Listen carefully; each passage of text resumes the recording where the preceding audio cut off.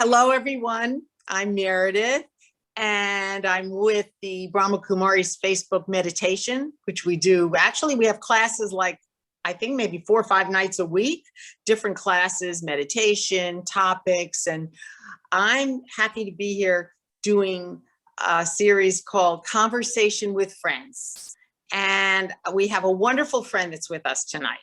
Her name is Bonnie Berman, and I'm sure as soon as I mention the name Bonnie Berman, many people out there, you will recognize who she is from her voice. She's considered the voice of WLRN public radio and has been a very strong, powerful voice of public radio in Miami I was shocked to hear because I've lost sense of time over the years since I worked there many years, not many years ago, but a few years ago, over 30 years. So welcome, Bonnie. I'm delighted to be here with you.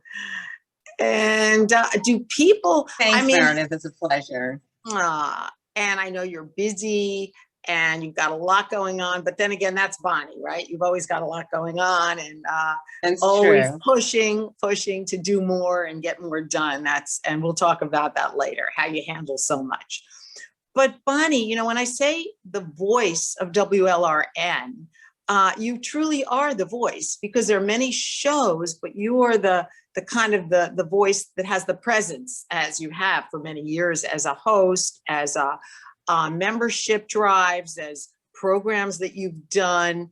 Do people often, they recognize your voice, but they're surprised to meet you because they don't necessarily know what you look like? Does that happen a lot? Yes. Yeah, it does happen. It does happen. It happens sometimes, and it always surprises me because, and you know this, Meredith, from doing what you did for so many years, we just do what we do and we love what we do, and we don't think about really the impact that it has sometimes, until people tell us. That's so true. I don't go around. You don't think about. You're not aware of it, but yeah. No. Mm-mm. Yeah. So what would you say, though, is kind of what keeps you going, what energizes you every day? When you say, you're not thinking about how you come across, and you certainly don't need to think about how you look because it's radio. And that's fantastic. Right. I worked in TV for so many years, and it was the makeup, and if the hair makes it easier. Yeah. So it's just, do you think about you had to deal with that? Yeah. I ask you, what is it that you are thinking about? The message, the story that you're telling, the membership, getting people involved with the station? Well, certainly the message, and certainly trying to convey how important it is, how important membership is, and to convince one person, just one person, that it's important to support, the station. When I had my shows, it was just talking to one person. And in a way, it still is, When I did the interviews, it was usually talking to 1 or 2, sometimes more than that, people. And when I had that call-in show, that was usually one person. But the truth is, we're always speaking to one person, and that can be anybody. It's a really good way of thinking about it. I think a good approach, because if you just think about people out there listening, it can be very vague, right? And very almost impersonal, like who's out there. But if you just focus on one person in a way at a time, it makes it more real, and you connect. So that's how you make your connection, thinking about one person that's out there. Just one. It's interesting to me because when we started some series, a little different from this, but just speaking about meditation that we do as well, I found it hard because I wasn't used to just speaking at people like that. I was used to also doing interviews, which for me, is very comfortable, but I wasn't used to just speaking out, and someone said, just speaking with not seeing anybody or anything. And what I remember, what someone remarked that actually did some work at WLRN, and he said, Meredith, he said, think radio. So with radio, you're, think radio, right? You don't necessarily hear the person unless, of course, it's a call-in program. And you said because WLRN is important. And for those who really maybe, I can't imagine that they're not, but there's lots of people out there in South Florida, right? who aren't familiar Yeah. with public radio and WLRN and all that it does, how would you describe why it's so important? Well, I think trusting our source of news and information today is, maybe it's always been important that we have a source we can trust and that we can rely on.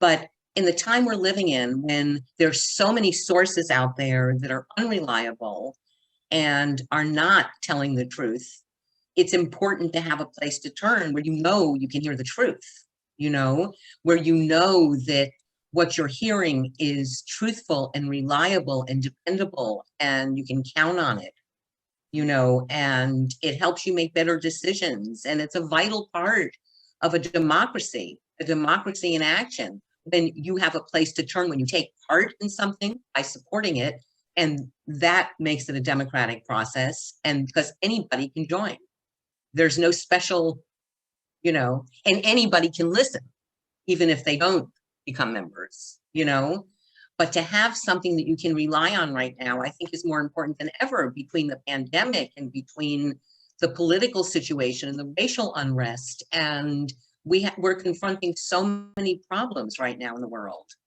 Climate change, where do you turn? Well, I know personally, a lot of times I'm listening to climate change. I like that program.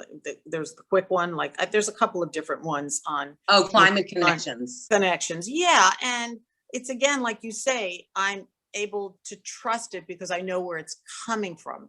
So National Public Radio, would you say, has just built up such a reputation? And this is their whole philosophy of broadcasting, right? That they are presenting the truth, and that they are presenting something that has nothing to do with politics, or this side or the other. That it's unbiased, and that it's just presenting the facts, and it leaves you to make your own decision. You listen to everything that's available in the way of news, and then you come to your own conclusions and make your own decisions about your life. So it's very important right now. It's more important than ever, but I always wonder now these days, and I think about it a lot, why don't more people understand this? People will say to me, well, they heard it on, social media, for example. They saw it on, right. Some people tell me that that's all they do. They get their news from Facebook. They don't get any other news. And how do you instill in people this importance of, getting news that really is truth, based on truth, and that's presenting, like you say, something that's factual and not just based on people's opinions and their politics? How do we change things? How do we turn things around? You can only change one mind at a time. You can only talk. I don't know at large how we change the situation, because it seems like it spins out of control quite a bit.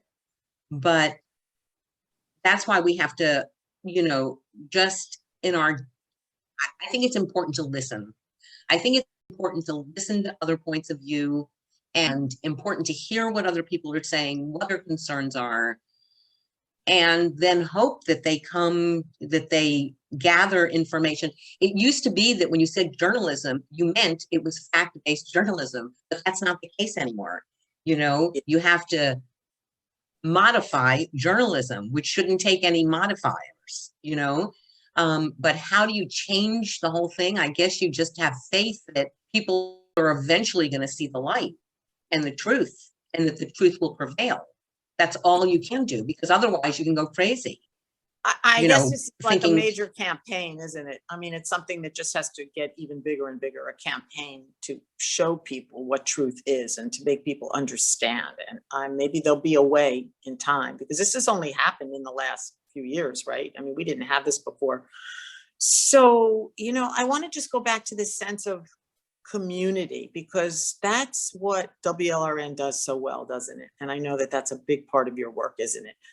How does WLRN manage to make people feel that they're part of a community? And I know when people tell me, oh, I listen to WLRN, it's like that connection that you make. You feel like you've met a friend, somebody that's a regular on WLRN. So how do you manage to do that? Well, I think, we hear that a lot. We hear that a lot, that it's a companion, that it's a friend. I think it's because, especially we have our local news team, the WLRN news team, where we try to address community issues, issues in the South Florida community. And through the news team, we have reporters in Palm Beach, Broward, Key West, and Dade counties. And we try to be on, top of everything that's happening and report things. And I think people appreciate that. Not only that it has the human touch, because it does, but because we do try to go into our communities and tell everybody what's happening without sensationalism and without drama. Some situations are dramatic, let's face it. The shooting at Marjorie Stoneman Douglas School was tragic and dramatic and horrendous, but we covered that, and we covered it a year later, and we covered it a year later, it's still keeping up with some of the people who were there at the time and managed to survive. That's interesting. And, whenever I listen to WLRN, I and feel like talking about climate, whenever I hear, listen to programs, I always kind of feel, like we're talking about that trust and a feeling that things are, even when something is bad, there's still something like WLRN cares. There's kind of a compassion that runs through all the programs, and a feeling of trying to make things better in the world, and not trying to scare people. But of course, like you say, that's exactly right. Yeah. On Topical Currents, we tried to do shows that reached out to the community and would cover so many aspects that perhaps weren't being covered anywhere else, in our community, whether it was women's groups like Somi Ali and No More Tears, women that were, she was domestic violence, right? She experiencing abuse or being battered, domestic violence, right? So we try to embrace a lot of issues that affect our community on Topical Currents. Now, Sundial is doing something similar, but only as a news show. It's more news than Topical Currents was. But it still goes into the community and addresses issues within our community that are newsworthy, and we do have, like, Jenny Stiletovich is the environmental reporter, who does cover all things about climate here and on ground zero of climate change. She does a great job. She's also with the Miami Herald, right? And there is this connection with, the partnership between the Miami Herald and WLRN, which has been going on maybe 10 years, maybe longer. I don't know, but I think longer. That's done a lot for the community, hasn't it? Yeah, because this is a time when newspapers are shrinking, and a lot of journalistic outlets are closing down. They can't. Yeah, which is a very scary thing. Yeah, because, people don't realize how important local news, as we're talking about, is to our lives. Because if we don't know what's going on in our community, if we don't know that there's a fire coming, or whatever, or a hurricane, we cover. More important right now. Exactly. Where would we be if we had to? I knocked on wood. Yeah, let's hope. Yeah, let's hope for the best. I want to talk about how we don't want any started, hurricanes. Bonnie, how you started is very interesting. You were a volunteer, right? Many years ago. And I was volunteering. A friend of mine was very sick, and he went blind. And we used to read The New Yorker and talk about The New Yorker all the time. So when he went blind, I would go to his house and read The New Yorker to him. And then somebody took the radio reading service. I knew WLRN, but I didn't know about this radio reading service, that there was a special receiver that people that were sight impaired could listen, get local news and stories and all sorts of, information from this special receiver. So actually Bodan, his name was Bodan, he got one. And so I went there because I wanted to read the New Yorker magazine to him and to whoever else wanted to hear it. And I could do it from there instead of going to his house, which was not always easy. So that's how it came about. I went there and they said, oh, and then they asked me to do one thing and another thing and another thing. And then it just happened. It all happened and you went from one position to another, doing a bit of everything. You're someone that does just about everything at WLRN, aren't you? You're not one that says, no, this is not my job. You, whatever. You do so much. And I'm wondering how you do No, that doesn't work. So it really takes a certain mindset, doesn't it? Not everybody has that kind of mindset to be able to work under the pressure that you work under. It is a lot of pressure and it is a big adrenal rush a lot of the time. Sometimes it gets to me, sometimes the stress gets to me. And I do what I can to alleviate it or to mitigate the stress. Do you have factor, a practice? But I love so much communicating. I do, but as you know, it's a little spotty. It's a little inconsistent, my practice. But I just wanted to say that I think what keeps me going is understanding, because I meet so many people in the community and they tell me how much it means to them. They tell me how much that connection means to them. And I so love talking to them that it makes everyone else okay. You know, it means so much because you don't realize it. You just don't realize it. You know, you don't, as I said earlier, you're not aware of it until you hear from people how you've affected their lives. And that's a good feeling. I'm sure you had that too in your show. Yeah, you know, just whatever I've done, just because I believe in, you know, that's why we're here, you know, to be able to try to make some kind of an impact that can help people's lives. But what you do is really, really special. And so it's really all about, for you every day, would you say getting up is kind of meaningful then? You have a purpose. I do have a purpose. And even if it's to, again, convince one person that the truth is worth listening to, you know, and that it's so important right now to stay informed, to be able to make informed decisions.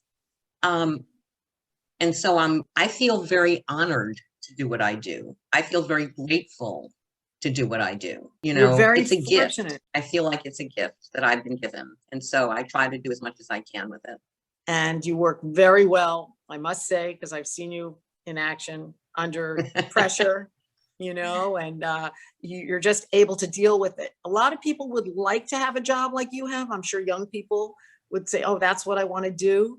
What advice do you have? I mean, I realize it's hard to get jobs like this because there aren't that many out there in the world, but, you know, people have to start and, you know, go for whatever they want, you know, whatever they're, but then again, there's a lot of opportunities today too, with the internet and everything. So do you have any advice for young people who, you know, are interested in pursuing radio broadcasting, or maybe in today's world, it's more internet broadcasting and going into, you know, this kind of work? Or podcasts or something like that, you know.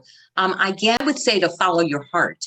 And even though I fell into it, I have a love for classical music. And there was a time I used to think, what if I could be a classical music announcer? You know, I thought about it years ago because I've always played piano. And then that happened and I became a classical music announcer. I was very lucky. But I would say, you know, follow your heart, stick with it. If you have a dream, follow it. I think the most important part of radio is listening. I think listening is more important than actually talking. And I guess that's what I would say to them. Just, you know, follow your dream. Beautiful. If that's what you want, go after it. And do anything. Do anything you have to do to do that, you know? I've seen you do anything and everything. And I can even remember my own first job as an assistant in a public TV station. I was so happy to be there just to pour coffee, bring coffee to the, you know, the news director. And, you know, today you might say, oh, I'm not going to do that. You know, I don't want to do that. But I was so happy to be there, you know, in the newsroom, just to be there. I was fine with that. So, and I can see, you know, you've been like that too. After all these years. I mean, even if it means cleaning the studio, you know? Yeah. And it's just so beautiful, Bonnie, you know, to see you so, so energized and dedicated after all these years, because a lot of people burn out and, they get frustrated, and I don't seem to see that with you. Well, So I have my moments, Meredith. I know that feeling. We all have our moments, right? But you keep going and you keep doing so much good for the community. And I'm happy to be Keep here. going, and as long as I can, I will. And it's Yeah, and I didn't mention your other love, if you want to say something about something else that you loved in your life so much. oh, you mean animals? Yes, animals, cats, right? Well, it's not just cats. Okay. You know what it is? I have to tell you, it Yeah. really is living creatures of any size, shape, form, it's living things. I happen to love cats. Hello. Can you see that? How are you? Yes. Oh, I do happen to love cats, but that's because they work with my lifestyle. But I love dogs. I love birds. I mean, there's not an animal I don't think that I don't really love and respect. So yes, that is a big part of my life, and I have done a lot of work with cats to try and keep the population low and keep them healthy. well, I think you Yeah. help animals, you help people, you help the community keep everybody healthy with, your dedication and your work. And we usually end with just a little meditation. So why don't we just have one moment? It's a pleasure to get to interview you. Let's just have one moment of just breathe in, breathe out, breathe in peace, breathe out any negativity that's going on in your life now. And let's just think about what it is that we're called upon to do in our life, because I think we all have a purpose and we can all do good, do something good for the world, as Bonnie has shown over so many years, just living with purpose and being so committed. Yeah. And I have to say, Meredith, so have you, and you're such a beautiful soul, and I so appreciate you having me. And you do so much good. You always have. You bring joy wherever you go, and you've gone through your own trials and tribulations, and you've managed to still come out smiling and positive. Thank you for that. And Thank you, so Bonnie. I thank you. Thank you. And I just, you've always been a part of my life, whether I get to see you or not. You've always been just such a special part of my life. And I know. you're amazing. You too. You are amazing. So on that note, we will say goodbye. And thank you for being with us. And I know that this is going to air as airing, but then it'll be repeated. It'll be on the Brahma Kumaris Miami Facebook and continue. And I'll just end with saying Om Shanti. Thank you so much Om for joining us. Shanti. Om Thank Shanti. you.